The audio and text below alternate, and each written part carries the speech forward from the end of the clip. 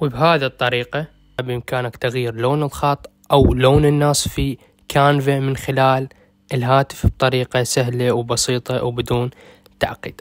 السلام عليكم ورحمة الله وبركاته. رجعنا وياكم في شرح جديد.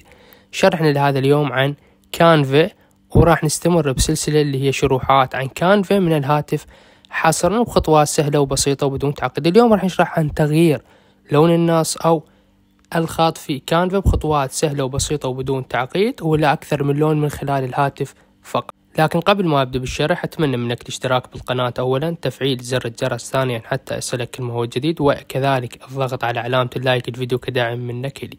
كل اللي عليك تسويه حتى تغير لون الخط أو النص في كانفا من خلال الهاتف راح توجه إلى التطبيق من خلال الهاتف وليس من خلال الموقع. راح توجه إلى التطبيق. مثلا أنا مصمم هذا التصميم بهذا الشكل مثل ما جاي تلاحظون، وكاتب هذه العبارة اللي هي إزالة أو حذف البطاقة الائتمانية باللون الأسود. أحب أغير لون الخط، أضغط على النص بهذا الشكل.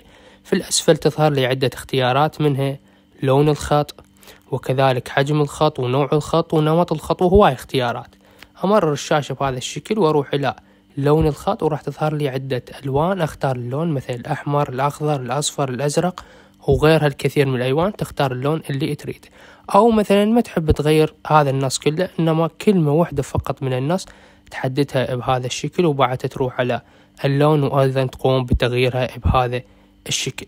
لهنا وصلنا إلى نهاية الشرح. أتمنى كان الشرح مفيد. لا تنسون باللايك والاشتراك تفعيل زر الجرس حتى يصلك كل ما هو جديد. شكرا لكم على حسن المشاهدة وعلى حسن المتابعة.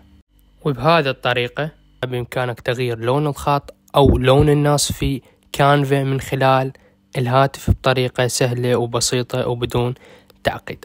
السلام عليكم ورحمة الله وبركاته. رجعنا وياكم في شرح جديد. شرحنا لهذا اليوم عن كانفا، وراح نستمر بسلسلة اللي هي شروحات عن كانفا من خلال الهاتف. راح توجه إلى التطبيق من خلال الهاتف وليس من خلال الموقع.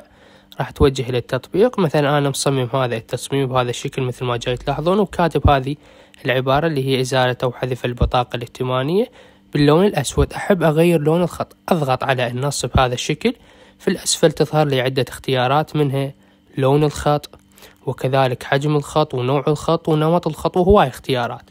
أمرر الشاشة بهذا الشكل وأروح إلى لون الخط وراح تظهر لي عدة ألوان. أختار اللون مثل الأحمر، الأخضر، الأصفر، الأزرق وغيرها الكثير من الألوان. تختار اللون اللي تريد، أو مثلا ما تحب تغير هذا النص كله، إنما كلمة واحدة فقط من النص تحددها بهذا الشكل وبعد تروح على اللون وأيضا تقوم بتغييرها بهذا الشكل.